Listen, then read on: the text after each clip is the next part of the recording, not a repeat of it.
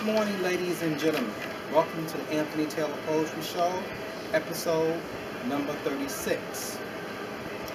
I am happy and more delighted to be reading this poem that is a tribute to our late Prince, and that's not Prince Charles, that's Prince, the Prince of Rhythm and Blues of the 1980s, the decade that I graduated from college. The title of this poem is a villanelle, and it's called Prince and Not Prince Charles. During the 1980s, there were two popular princes. The first prince was Prince of England, who is the son of Queen Elizabeth II. The other prince was Prince, the famed singer who could dance, sing, and write songs to entertain people of all races. Prince, and not Prince Charles, who's the heir apparent to the throne of England when he married Princess Diana and had two children at that time, was popular in the entertainment world. Prince, the singer, came onto the musical scene during the late 1970s like Madonna. Both did not pick up steam until the 1980s. Prince had a number of hits, but the hits that put him to the top were the recordings from the Purple Rain soundtrack.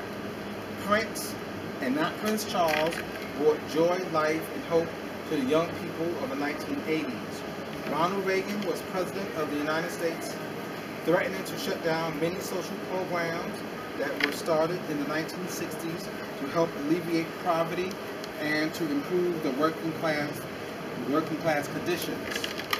Prince, and not Prince Charles, enlightened us, particularly black people, to a better day with a better promise for a much, much better and brighter day. Prince songs that propel him to the top are as follows: Let's Go Crazy, Computer Blue, I'll Die For You, of course the title of the album, Purple Rain, and there were some more songs that I cannot recall. However, there is one that I will always remember: When Doves Cry. When people heard that song during the mid-1980s, they flipped. The song had a pulsating beat, rhythm, and an authentic 1980s R&B style of recording. Prince, of course, not Prince Charles, continued to have a flow of hits during the decade of the 1980s. One song that I distinctively remember was Pop Life. Boy, I love that song to death. However, I initially did not know the name of the song. Therefore, I did not buy it until some 4 or 5 years after its release. Prince, and not Prince Charles, was the new James Brown of the 1980s. His popularity did continue into the early 1990s. I did not purchase any of his recordings from the 1990s.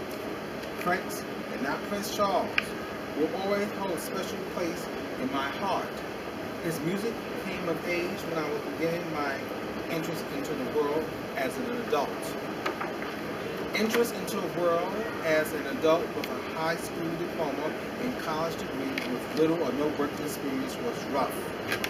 At every place of business, being interviewed for a job, the big question that was asked of me was, in the first place, what are you doing, Mr. Taylor, coming out of college without a job? The possibility of answers were endless. The most common answer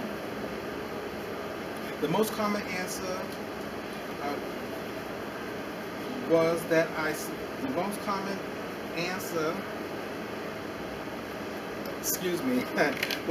submitted my applications and resumes and was waiting for various responses. Prince, and not Prince Charles, was soothing and relaxing to hear over the radio waves in the District of Columbia while I was working temporarily and at the same time looking for a permanent job. Prince, and not Prince Charles, was spectacular in the motion picture Purple Rain. If I recall correctly, there was a very, very long line to purchase tickets to see the motion picture Purple Rain. The line was long. You would think people were lined up to see the Prince of England, Prince Charles. Prince Charles and Princess Diana did visit the United States after my college graduation in the early 1980s. However, that is another story. The movie Purple Rain marked a milestone for the movie industry and Prince, not Prince Charles. On a personal note, concerning the movie Purple Rain, the music to the soundtrack was excellent. The music and the lyrics were great. The acting was good, but nothing to boast about to people at work. Prince and not Prince Charles. From the premiere of Purple Rain, Prince's career went to superstardom. He made recordings with the top artists of his day like Madonna, Apollonia, and other stars. Prince, and not Prince Charles, was the king of pop next to Michael Jackson during the 1980s. Prince made an unlimited amount of albums during the 1980s.